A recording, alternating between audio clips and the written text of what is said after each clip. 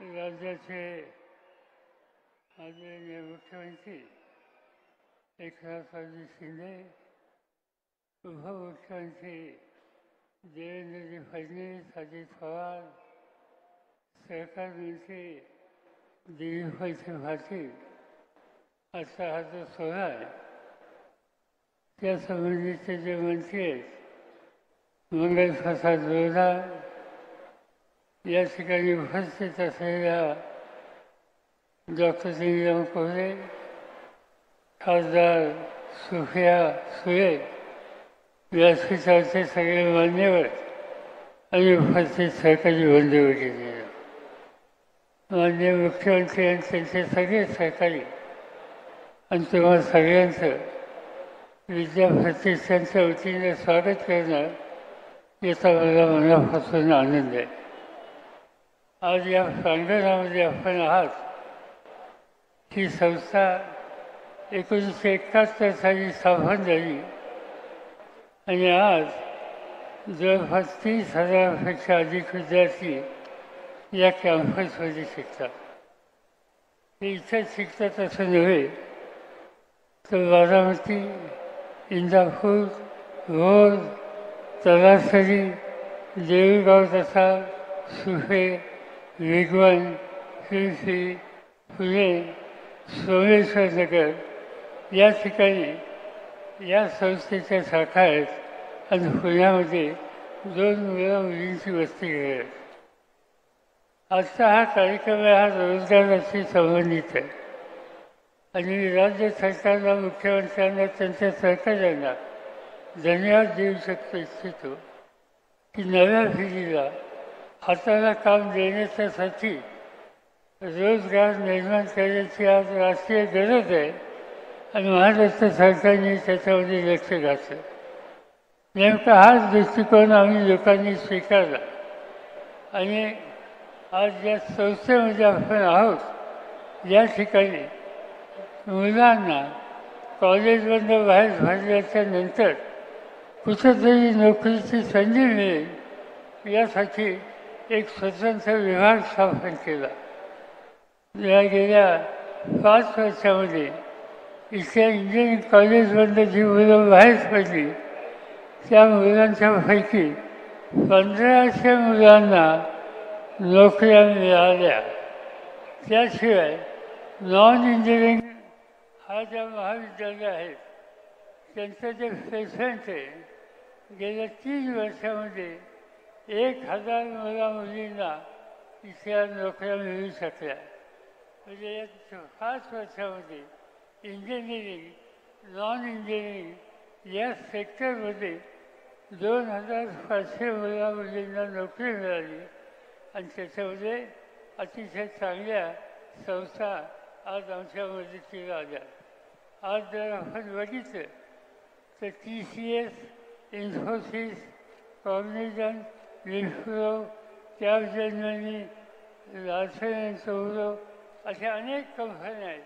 त्या कंपन्या आज त्यांचे प्रतिनिधी या ठिकाणी पाठवतात आणि त्या ठिकाणी इथल्या मुलांना नोकरी द्यायच्या संबंधीची संधी देतात. इंजिनिअरिंग कॉलेजला जे विद्यार्थी आहेत आणि त्यांना ज्या नोकऱ्या मिळाल्या त्यांना साधारणतः वर्षाला 4 लाख रुपयाचं वेतन मिळायचं आहे आणि नॉन इंजिनिअरिंगला 2500 कमीत कमी एवढी रक्कम मिळते. आम्ही एक आता नवीन उपक्रम सुरू केला आहे. आज जगामध्ये कृत्रिम बुद्धिमत्ता हा विषय याच्याबद्दलचं अतिशय लक्ष लोकांचं आहे आणि म्हणून या ठिकाणी आर्टिफिशियल इंटेलिजन्स या संबंधीचं पहिलं कॉलेज या ठिकाणी सुरू केलं आणि आणखी पुढच्या वर्षापासून त्याची नवीन वास्तू या ठिकाणी तयार होईल. आणि म्हणून या क्षेत्रामध्ये आज राज्य सरकार पावलं टाकतं आहे ही समाधानाची गोष्ट आहे. राजकारण हे असतं पण जिथं काहीतरी नवीन करतो आहोत, नव्या पिढीला आधार देत आहोत अशी भूमिका असेल तर त्या ठिकाणी सगळ्यांनी सहकार्य केलं पाहिजे आणि तीच भूमिका घेऊन आम्ही मुख्यमंत्र्यांना आणि त्यांच्या सहकार्यांना खात्री देतो की मुलांच्या हातांना काम देण्याच्यासाठी जे जे तुम्ही कराल त्या सगळ्या गोष्टीला आम्हा लोकांची साथ राहील एवढीच खात्री या ठिकाणी देतो. पुन्हा एकदा स्वागत करतो आणि माझे 2 शब्द सांगतो. धन्यवाद साहेब. यानंतर बारामतीच्या विकासासाठी सदैव कटिबद्ध असणारे राज्याचे लाडके उपमुख्यमंत्री तथा पुणे जिल्ह्याचे पालकमंत्री नामदार अजितदादा पवार साहेबांना विनंती आहे, दादा आपण कृपया या ठिकाणी आम्हाला मार्गदर्शन करावं. आदरणीय दादा.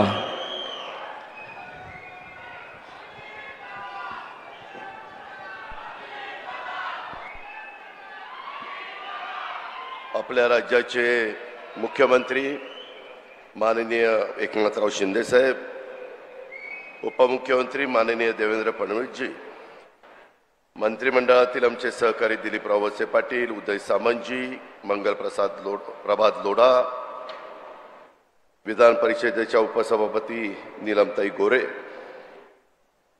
माननीय पवार साहेब, सुप्रिया सुळे, विधिमंडळातील माझे सहकारी दत्तात्रय भरणे, अनेक अधिकारी इथे उपस्थित आहेत. सर्व अधिकारी वर्ग, विविध राजकीय पक्षामध्ये काम करणारे उपस्थित असणारे सर्व सहकारी, बारामतीतील प्रतिष्ठित नागरिक, माझ्या पुणे विभागातून आलेले बाहेरनं सर्व विद्यार्थी विद्यार्थिनी, पत्रकार मित्र, बंधू भगिनींनो, माझ्या तरुण मित्रांनो, सुरुवातीलाच आपला सगळ्यांचा लोकप्रतिनिधी या नात्याने राज्याच्या मुख्यमंत्री पदाची जबाबदारी स्वीकारल्यानंतर पहिल्यांदाच एकनाथराव शिंदे बारामतीमध्ये येत आहेत.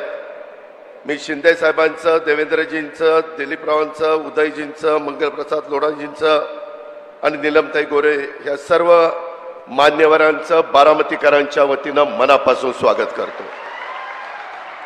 थोडा उशीर झाला त्याबद्दल दिलगिरी व्यक्त करतो, कारण सकाळी एक महत्त्वाचा कार्यक्रम मुख्यमंत्र्यांना कोकणातला लागला, तो कार्यक्रम करून ते आपल्याकडे आलेले आहेत. आता ह्याच्यानंतर देखील छत्रपती संभाजी महाराजांचं वडू आणि तुळापूरला पण स्मारक करतोय. त्याच्यानंतर लहुजी वस्ताद साळवेंचं एक स्मारक पुणे शहरामध्ये करतोय, त्याही कार्यक्रमाला जायचंय.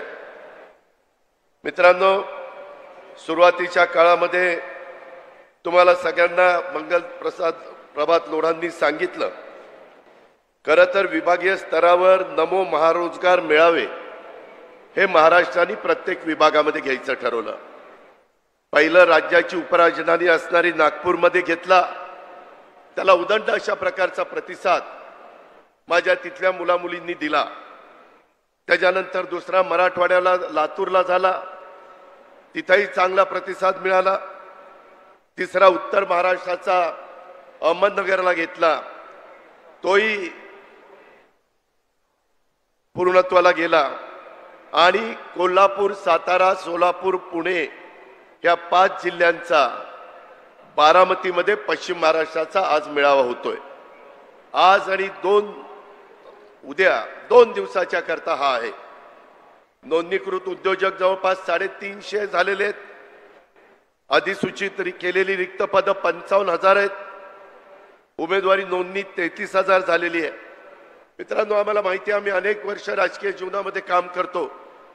सगळ्यांना नोकऱ्या मिळणं थोडंसं अडचणीचं ठरतं, परंतु अशा प्रकारचे कार्यक्रम सातत्याने घ्यायचे, मुलांना मुलींना तयार करायचं. मध्ये राज्याच्या मुख्यमंत्र्यांनी, उपमुख्यमंत्र्यांनी आम्ही एक जर्मनच्या बरोबर करार केलेला आहे. जर्मनला 5 लाख मुलं मुली लागत आहेत. त्यांची अट एवढीच आहे, जर्मन भाषा आली पाहिजे आणि त्यांचे ITIचे जे कोर्सेस आहेत ते त्याच्यामध्ये आले पाहिजे. मित्रांनो, आपल्या भागामध्ये नाही, परंतु राज्यात, देशात, परदेशामध्ये मोठ्या प्रमाणावर रोजगार उपलब्ध आहे. फक्त आपण त्या संधीचं सोनं केलं पाहिजे. आज इथं मगाशी लोढा साहेबांनी सांगितलं, मी आपल्याला पण सांगू इच्छितो, माझं त्यांचं बोलणं झालं.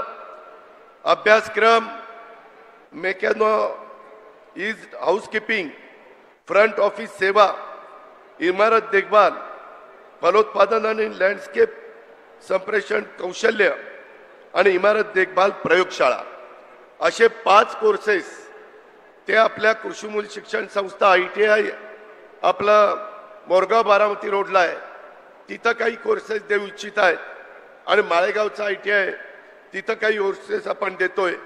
साधारण मुलांना मुलींना 15 ते 30 दिवसाचे कोर्सेस आहेत आणि ते कोर्सेस तुम्ही चांगले केले तर एक 30ची बॅच बाहेर पडणार आहे. यामध्ये अनेकांना स्वतःच्या हाताला काम त्या बाबतीमध्ये उपलब्ध होणार आहे. ते आपल्या सरकारची भूमिका आहे आणि त्या पद्धतीने सरकार काम करत आहे. आज अनेक वेगवेगळी बारामतीमध्ये झालेली कामं त्याची उद्घाटन स्वतः राज्याच्या प्रमुखांनी मुख्यमंत्र्यांनी केली. माझी मनापासूनची इच्छा होती की मुख्यमंत्री उपमुख्यमंत्र्यांनी स्वतः जाऊन ते पाहिलं असतं. आता मला जे तुम्हाला इथं स्क्रीनवर दाखवलं त्या स्क्रीनवर जे पाहिलं ते जसंच्या तसं आपण तिथं केलंय. मला पोलीस उपमुख्यालयाच्या बाबतीत माझ्या बऱ्हाणपूरच्या ग्रामस्थांना सरपंचांना धन्यवाद द्यायचे की 66 एकर जागा अशीच पडलेली होती. त्याच्यामध्ये आपण बऱ्हाणपूरच्या सर्वांना विश्वासामध्ये घेतलं आणि 132 कोटी रुपयाचं पोलीस उपमुख्यालय तिथं केलेलं आहे. अजून त्याच्यात काही गोष्टी करायच्यात. त्याबद्दल देवेंद्रजींच्या बरोबर मुख्यमंत्र्यांच्या बरोबर मी बोललेलो, तेही काम नजीकच्या काळामध्ये पूर्णत्वाला जाईल. पोलीस हाऊसिंग बारामती इतकी दुरावस्था झालेली होती.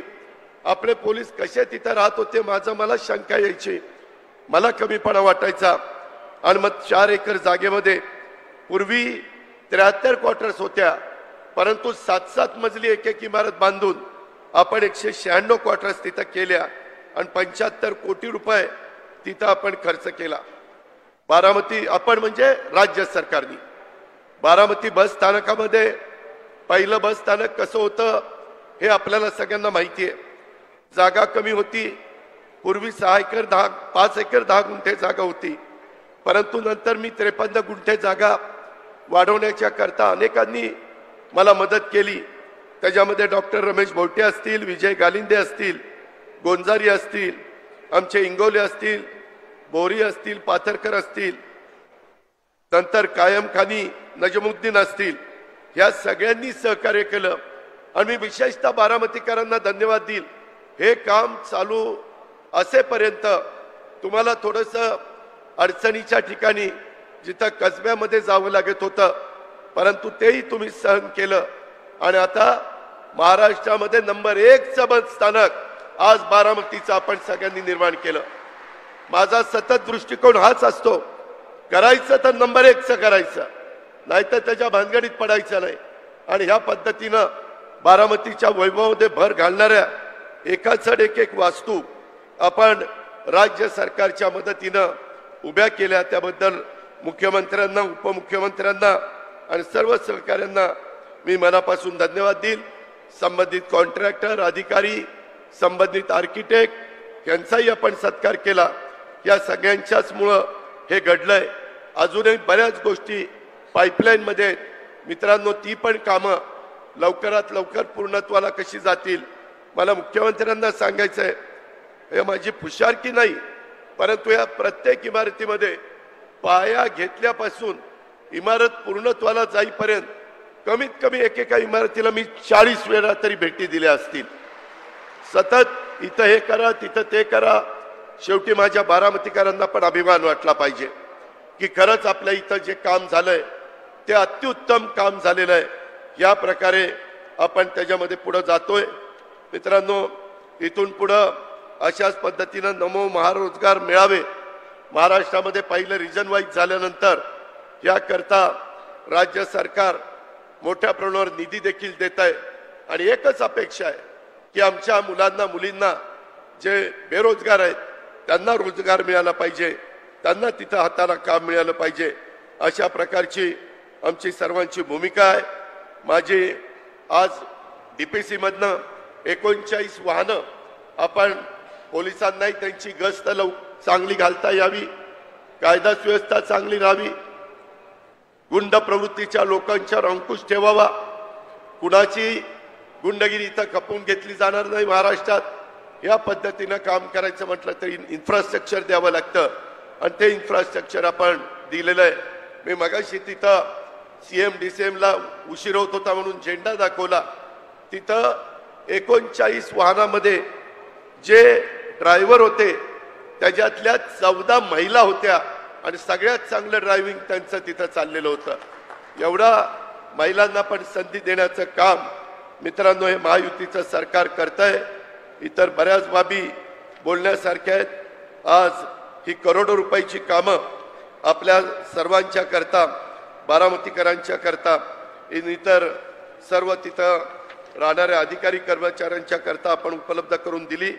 अशाच पद्धतीनं टप्प्याटप्प्याने आपण पुढे जाण्याचा प्रयत्न करू।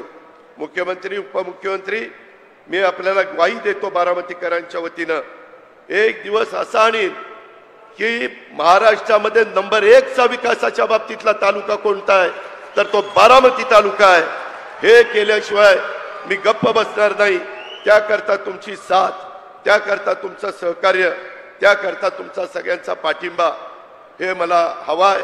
मुख्यमंत्री आणि उपमुख्यमंत्री देतील याबद्दलचा विश्वास बाळगतो। हा सगळा दिमागदार कार्यक्रम घडवून आणण्याच्या करता ज्यांनी ज्यांनी योगदान दिलंय त्यांचा सगळ्यांचं मनापासून आभार मानतो। आणि उद्या देखील जे माझे विद्यार्थी येऊ शकले नाही त्यांनी उद्या पण दिवसभर या नमो महारोजगार मेळाव्याचा फायदा घ्यावा अशा प्रकारची विनंती करून मी आपल्या सर्वांची रजा घेतो। जय हिंद, जय महाराष्ट्र। पुन्हा एकदा जोरदार टाळ्या झाल्या पाहिलं दादांसाठी। यानंतर आपल्या राज्याचे दुसरे लाडके उपमुख्यमंत्री माननीय नामदार श्री देवेंद्रजी फडणवीस साहेब, आपल्याला विनंती आहे आपण कृपया या ठिकाणी मार्गदर्शन करावं। जोरदार टाळ्या आदरणीय फडणवीस साहेबांसाठी।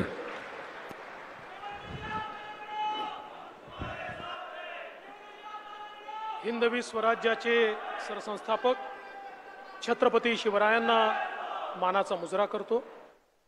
भारतीय राज्यघटनेचे शिल्पकार भारतरत्न डॉक्टर बाबासाहेब आंबेडकर यांना मानवंदना अर्पित करतो।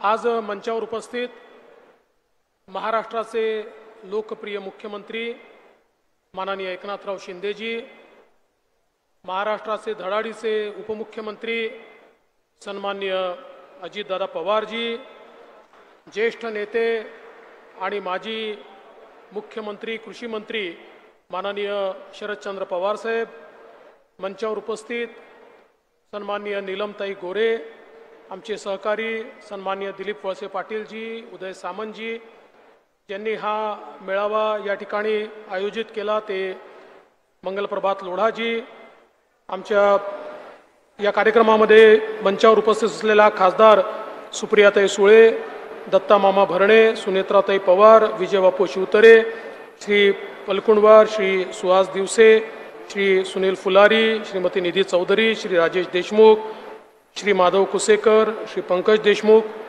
मंचावरील सर्व मान्यवर आणि उपस्थित सर्व भगिनी आणि बंधूंनो, नमो महारोजगार मेळावा हा उद्योगांना या ठिकाणी बोलवून तरुणाच्या हाताला काम देण्याचा एक उपक्रम आहे। पण गेले 2-3 दिवस हा मेळावा घोषित झाल्यापासनं माध्यमांना एक उद्योग मिळाला आहे आणि माध्यमांचे प्रतिनिधी कामाला लागले आहेत।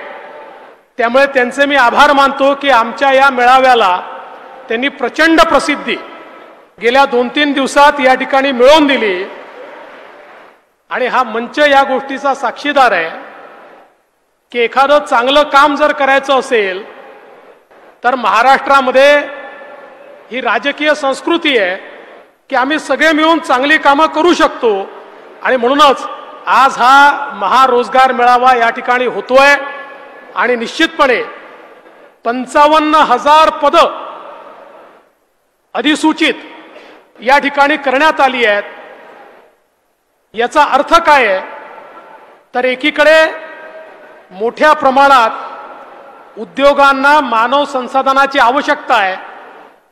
आपण जर विद्यार्थ्यांना किंवा ग्रॅज्युएट्सला किंवा तरुणाईला विचारलं तुमची अडचण काय आहे तर ते सातत्याने सांगतात आमची अडचण आहे की आम्हाला रोजगार हवा आहे। एकीकडे रोजगार आहे दुसरीकडे रोजगार घेणारे आहेत, पण या दोघांना एकत्रित आणणारं कोणीतरी आवश्यक होतं आणि या ठिकाणी पश्चिम महाराष्ट्रामध्ये माननीय अजितदादा पवार यांनी पुढाकार घेऊन हा नमो महारोजगार मेळावा आयोजित केला आणि त्यामुळे आज या सगळ्या आमच्या तरुणाईला मोठ्या प्रमाणात या ठिकाणी संधी मिळणार आहे। खरं म्हणजे आम्ही जे राजकारणात काम करणारे लोक आहोत, आम्ही सगळे कंत्राटी कामगार आहोत। आम्हाला दर 5 वर्षांना आपला कंत्राट जो आहे तो त्या ठिकाणी रिन्यू करावा लागतो। चांगलं काम केलं तर आमचा कंत्राट रिन्यू होतो, चांगलं काम नाही केलं तर लोक आम्हाला घरी बसवतात। पण या ठिकाणी मात्र जो रोजगार आम्ही त्या ठिकाणी देण्याचा प्रयत्न करतोय, चांगलं काम करत राहिलात तर जन्मभर त्याच्यामध्ये तुमची प्रगतीच होणार आहे, तुम्हाला वरवरच जाता येणार आहे, तुम्हाला मोठंच होता येणार आहे। अशा प्रकारचा हा महारोजगार मेळावा आपण या ठिकाणी आयोजित केला आहे। आणि मला या निमित्ताने सांगायचं आहे की पहिला मेळावा ज्यावेळेस नागपूरला आपण आयोजित केला, 11,000 लोकांना रोजगार मिळाला आणि त्याच्यामध्ये जे पॅकेजेस मिळाले 50 लाखापर्यंतचे पॅकेजेस हे त्या ठिकाणी तरुणांना मिळाले। मोठ्या प्रमाणात हाय पेड जॉब्सपासनं तर अगदी जे 12वी पर्यंत शिकले आहेत, 10वी पर्यंत शिकले आहेत, अशांनाही मोठ्या प्रमाणात रोजगाराची संधी मिळाली। आणि म्हणूनच महाराष्ट्राचे मुख्यमंत्री एकनाथराव शिंदेजी यांनी हा निर्णय केला की एक चांगला मेळावा जर अशा प्रकारचा घेतला तर त्यातनं तरुणाईला मोठ्या प्रमाणात काम देता येतं आणि संपूर्ण महाराष्ट्रभर असे मेळावे करावे असा निर्णय झाला। आणि त्यातला पश्चिम महाराष्ट्राचा मेळावा आज या बारामतीमध्ये होतोय। अजितदादांनी या मेळाव्याकरता खूप मेहनत केली आहे आणि त्यामुळे आज मला विश्वास आहे, म्हणजे पहिल्यांदा असं होत आहे की अधिसूचित केलेली पदं जास्ती आहेत आणि अर्ज कमी आहेत। 36,000 अर्ज आहेत आणि 55,000 पदं आहेत। अर्थात उद्यापर्यंत अजून अर्ज येतील, कारण अर्ज अजूनही आपण घेतो आहोत। आणि मी या निमित्ताने अपेक्षा व्यक्त करतो की सगळ्यांना जे जे आलेले आहेत त्यांना त्यांच्या त्यांच्या अभ्यासाप्रमाणे, त्यांच्या कौशल्याप्रमाणे या ठिकाणी निश्चितपणे रोजगार मिळेल।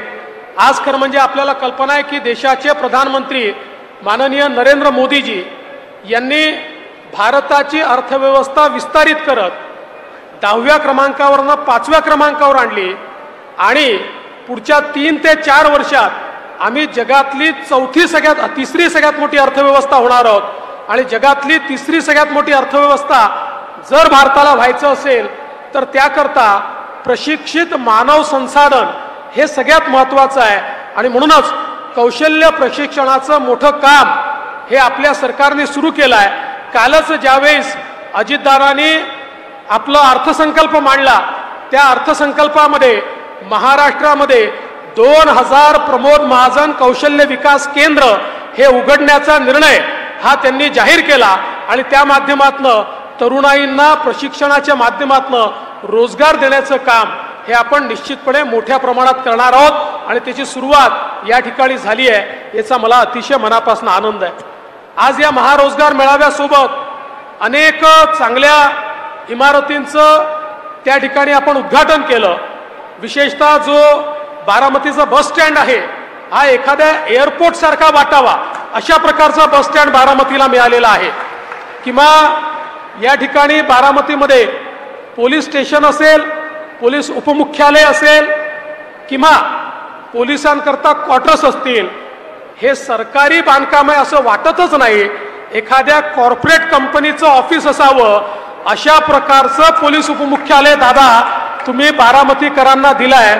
आता 2 गोष्टी यातनं होतील। पहिले तर माझ्या मागे लोक आता लागतील की आम्हाला बारामतीलाच पोस्टिंग द्या, कारण एवढं चांगलं कार्यालय आणि एवढं चांगलं निवासस्थान हे केवळ बारामतीलाच उपलब्ध आहे।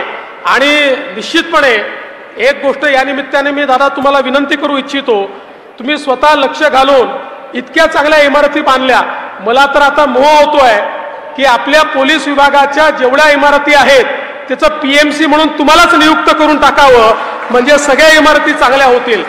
अर्थात दादा मला हळूच हे म्हणू शकतात की PMC का, खातच मला द्या, मी चांगल्या इमारती बांधतो, ते देणार नाही, ते माझ्याचकडे ठेवेल। पण तुमची मदत मात्र सगळ्या चांगल्या इमारती बांधण्याकरता निश्चितपणे घेईल. अतिशय सुंदर या इमारती या ठिकाणी झाल्या. मला असं वाटतं की बारामतीच्या वैभवामध्ये भर घालणाऱ्या आणि शेवटी सरकारी ऑफिसेस हे चांगले का असू नये, सरकारी ऑफिसेस हे चांगलेच असले पाहिजेत. कारण ज्या ठिकाणी जनता जाते त्या ठिकाणी ऑफिसेसही चांगले असले पाहिजेत आणि अधिकाऱ्यांमध्येही लोकाभिमुखता असली पाहिजे. आणि मला विश्वास आहे चांगल्या ऑफिसेसमध्ये बसल्यानंतर अधिकाऱ्यांना कर्मचाऱ्यांनाही चांगले विचार येतील आणि लोकाभिमुखतेनं लोकांच्या तक्रारी दूर करण्याचं काम ते निश्चितपणे करतील. म्हणून मी आज आपला अधिक वेळ घेणार नाही, पण या सगळ्या इमारती माननीय अजितदादांच्या पुढाकाराने या ठिकाणी झाल्या आणि अतिशय सुंदर झाल्या. त्याबद्दल त्यांचं अतिशय मनापासून अभिनंदन करतो. आणि या चांगल्या कार्यक्रमाला आपण आम्हाला या ठिकाणी निमंत्रित केलं त्याबद्दल आपले मनापासून आभार मानून मी माझे 2 शब्द संपवतो. जय हिंद, जय महाराष्ट्र. धन्यवाद माननीय फडणवीस साहेब. यानंतर मी विनंती करतो महाराष्ट्र राज्याचे लोकप्रिय मुख्यमंत्री माननीय नामदार श्री एकनाथजी शिंदे साहेब, जोरदार टाळ्या आदरणीय शिंदे साहेबांसाठी.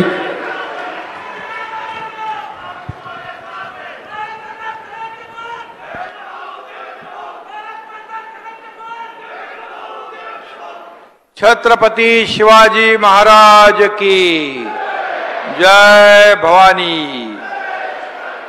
आजच्या नमो महारोजगार मेळाव्याला उपस्थित राज्याचे लोकप्रिय उपमुख्यमंत्री देवेंद्र फडणवीसजी, आमचे दुसरे आदरणीय उपमुख्यमंत्री अजितदादा पवारजी, ज्येष्ठ नेते खासदार शरदचंद्र पवार साहेब, या विभागाचे मंत्री मंगलप्रभात लोढाजी, नीलमताई गोरे, दिलीप वळसे पाटीलजी, उदय सामंतजी, सुप्रियाताई सुळे, खासदार आणि आपल्या सुनेत्राताई अजित पवार, व्यासपीठावरील खूप माणसं आहेत त्यामुळे खासदार सर्व, आमदार आणि अधिकारी आणि मोठ्या संख्येने उपस्थित बारामतीकर बांधव भगिनी आणि या महारोजगार मेळाव्याला उपस्थित सर्व तरुण तरुणी आणि पत्रकार मित्रांनो, मी सगळ्यांचंच मनापासून या रोजगार मेळाव्यामध्ये स्वागत करतो.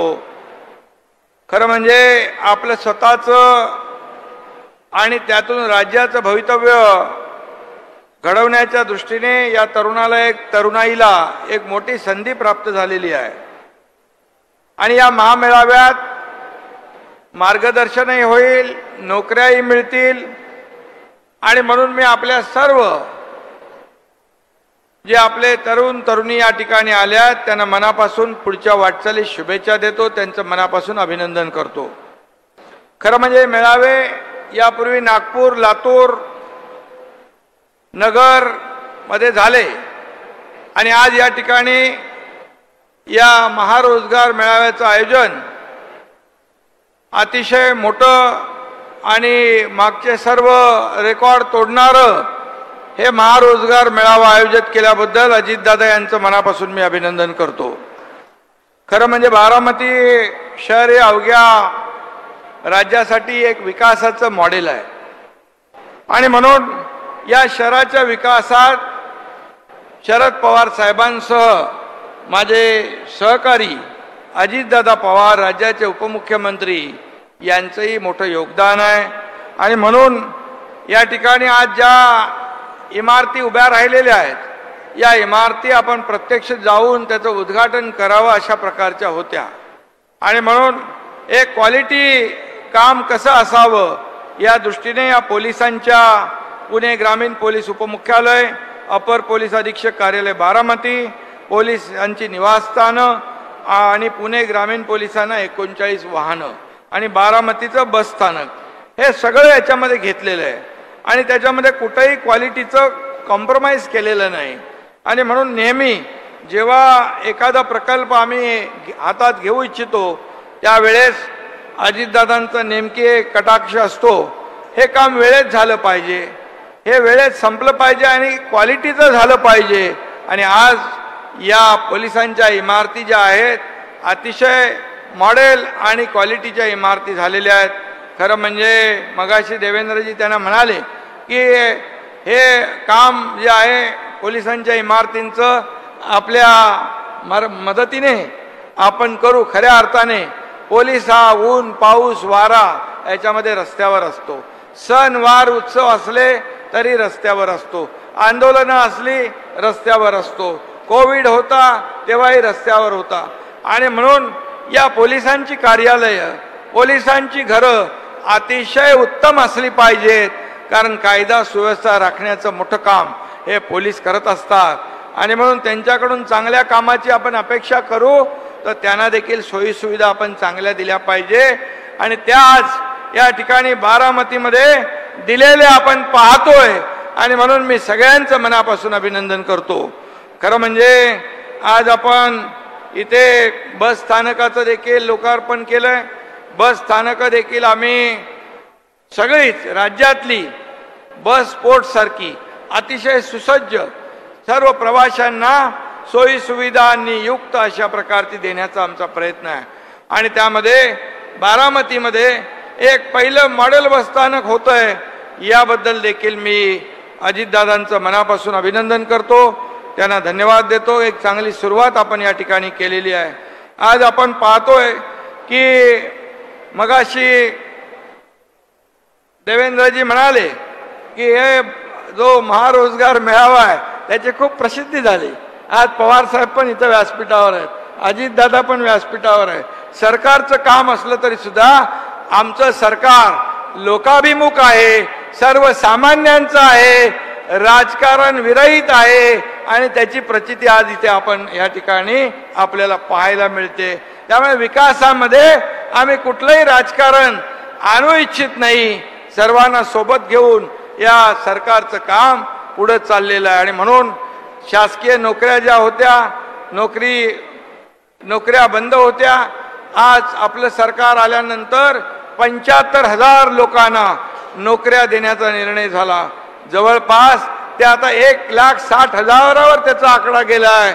आणि आता ज्या नोकऱ्या जवळपास पोलिसांच्या भरती चालू आहे, पोलिसांची भरती जवळपास आज आपण पाहतोय की 27,000 22,000 पोलिसांची भरती होते, शिक्षकांची 30,000ची भरती होते. आणि त्यामध्ये मराठा समाजाला आरक्षण दिलेले तेही त्या भरतीमध्ये सामील होत आहेत. आज त्यांनाही त्या भरतीचा लाभ मिळतोय, हे देखील मी या ठिकाणी सांगू इच्छितो. आणि म्हणून आज या आपल्या स्किल डेव्हलपमेंट आणि आपल्या लोडांच्या विभागाच्या माध्यमातून आपण अनेक लोकांना नोकऱ्या दिल्या. आज जवळपास या महारोजगार मेळाव्यातून 25,000 मुलांना रोजगार मिळणार आहे. नागपूरला देखील जवळपास 15,000 मुलांना मिळाला. यापूर्वी झालेल्या लातूरमध्ये देखील हजारो लोकांना रोजगार मिळाला, नगरमध्ये देखील रोजगार मिळाला, उद्या ठाण्यामध्ये होईल, आणखी इतर ठिकाणी होईल, तिथे देखील खूप मोठ्या प्रमाणावर रोजगार या ठिकाणी मिळणार आहे. आणि म्हणूनच मी या ठिकाणी आपल्याला एवढंच सांगेन की शासन आपल्या दारी हा देखील आपल्या राज्य सरकारचा लोकाभिमुख कार्यक्रम आपण पार पाडला. योजना होत्या, निर्णय होते, लाभार्थी होते, लाभ होते, परंतु जे काही चक्रा मारणं खेटे मारणं ही कटकट नको म्हणून ते लाभ सोडून देत होते लोक. आणि म्हणून आम्ही शासन आपल्या दारी थेट एका छताखाली जाऊन लोकांना मग ते लाभ आहेत, घराचा लाभ असेल, त्यामध्ये महिला बचत गटाचा लाभ असेल, शेतकऱ्याला ट्रॅक्टर असेल, पॉवर टिलर असेल, ड्रोन असेल, हार्वेस्टर असेल, अशा प्रकारचे अनेक त्यांना आवश्यक ज्या वस्तू आहेत त्या देण्याचं काम सरकारने एका छताखाली घेतलं. बांधवानो, शेतकऱ्यांना आणि नागरिकांना या शासन आपल्या दारीमधल्या कार्यक्रमातून 2,60,00,000 लोकांना लाभ मिळाला त्यांच्या एकाच छताखाली शासन आपल्या दारीच्या माध्यमातून. आणि म्हणून हा देखील आम्ही शासन आपल्याला रोजगार देण्यासाठी देखील एका छताखाली आपण हा कार्यक्रम आयोजित केला. पहिलं सरकार असेल की सिलेक्शन झालेल्या लोकांना अपॉइंटमेंट देणारं, सभागृहामध्ये बोलवून त्यांना नियुक्त्या देणारं हे पहिलं सरकार असेल. हे मी अभिमानाने या ठिकाणी सांगतो. शेवटी हा भारत देश आपला तरुणाईचा देश आहे आणि म्हणून आदरणीय प्रधानमंत्री महोदयांनी देखील डायरेक्ट अपॉइंटमेंट लेटर देण्याचा जो उपक्रम केला त्यामध्ये जवळपास 10 लाख लोकांना नोकऱ्या देण्याचं टार्गेट ठेवलेलं आहे. आणि म्हणून राज्य सरकार देखील कुठेही याच्यामध्ये कमी पडणार नाही. 1,40,00,000 विद्यार्थ्यांना प्रधानमंत्री कौशल्य विकास योजनेमधून ट्रेनिंग दिलं जातंय. आणि म्हणून नवीन एज्युकेशन पॉलिसीमध्ये प्रधानमंत्री महोदयांनी स्किल डेव्हलपमेंटचे कोर्स देखील त्याचा अंतर्भाव केलेला आहे. याच्यामध्ये एवढंच आहे की बाळासाहेब देखील सांगायचे, आज बाळासाहेब आणि पवार साहेबांची चांगली मैत्री होती. बाळासाहेब सांगायचे नोकऱ्या मागण्यापेक्षा नोकऱ्या देणारे हात तयार करा आणि सरकार ते देखील करते. मुख्यमंत्री स्वयंरोजगार योजनेमधून अशा प्रकारचे रोजगार देणारे हात निर्माण करण्याचा देखील आमचा प्रयत्न आहे. त्यामुळे एकंदरीत आज मोठ्या प्रमाणावर आज उद्योग विभाग इथं आहे. आज दावोसला देखील आपण जवळपास 2 वर्षामध्ये 5 लाख कोटींचे करारनामे केले. जवळपास 4 ते 5 लाख रोजगार या माध्यमातून मिळतील. हे सरकार काम करतंय आणि म्हणूनच हे सरकार सर्वसामान्यांचं आहे, शेतकऱ्यांचं आहे, कष्टकऱ्यांचं आहे, कामगारांचं आहे, माता भगिनींचं आहे आणि तुम्हा तरुणांचं आहे, ज्येष्ठांचं आहे, सगळ्यांचं आहे. आणि म्हणूनच सरकारचा अजेंडा आहे या राज्यातल्या सर्वसामान्य माणसाला न्याय मिळाला पाहिजे, त्याच्या जीवनामध्ये बदल घडला पाहिजे, त्याचं जीवन सुखी संपन्न झालं पाहिजे, यासाठी आमचा प्रयत्न आहे. आणि म्हणूनच मी आपल्याला एवढंच सांगेन की बारामतीमध्ये हा कार्यक्रम होतोय आणि अतिशय मोठ्या प्रमाणावर रोजगार मेळावा देखील घेतलाय. वास्तू देखील चांगल्या दर्जाच्या या ठिकाणी झाल्यात. आणि अजितदादांनी हेही सांगितलंय की बारामती तालुका विकासामध्ये नंबर 1 चा करणार. अजितदादा, तुमच्याकडे तर तिजोरीची चावी आहे. त्यामुळे बारामतीकरांना जेवढा या तालुक्याचा विकास करत असताना कुठेही सरकार हात आकडता घेणार नाही हा शब्द या ठिकाणी मुख्यमंत्री म्हणून मी देतो. आणि पुन्हा एकदा मी मनापासून आपल्या सगळ्यांना धन्यवाद देतो. असेच कार्यक्रम यापुढे देखील या राज्यामध्ये रोजगार मेळाव्याचे होत राहतील आणि खूप मोठ्या प्रमाणावर लोकांना रोजगार मिळेल, रोजीरोटी मिळेल, कुटुंबाचा भार ते हलका करतील आणि या राज्याला पुढे विकासाकडे नेतील. केंद्र सरकारच्या योजना, राज्य सरकारच्या योजना मिळून या राज्याचा सर्वांगीण विकास, हे राज्य FDI मध्ये पहिल्या नंबरला आहे. हे राज्यामध्ये GDPचा देखील कॉन्ट्रीब्युशन मोठा आहे. हे राज्य आपलं इंडस्ट्री फ्रेंडली राज्य आहे. मोठ्या प्रमाणावर उद्योग येत आहेत. उद्योग आले तरच रोजगार मिळणार आहेत. आणि म्हणून आपण सर्व समावेशक सगळ्यांना सोबत घेऊन पुढे जाणारं, विकास करणारं हे राज्य सरकार आहे, सर्व आपलं सरकार आहे. आणि म्हणून मी पुन्हा एकदा आजच्या या कार्यक्रमाला खूप खूप शुभेच्छा देतो. धन्यवाद. जय हिंद, जय महाराष्ट्र.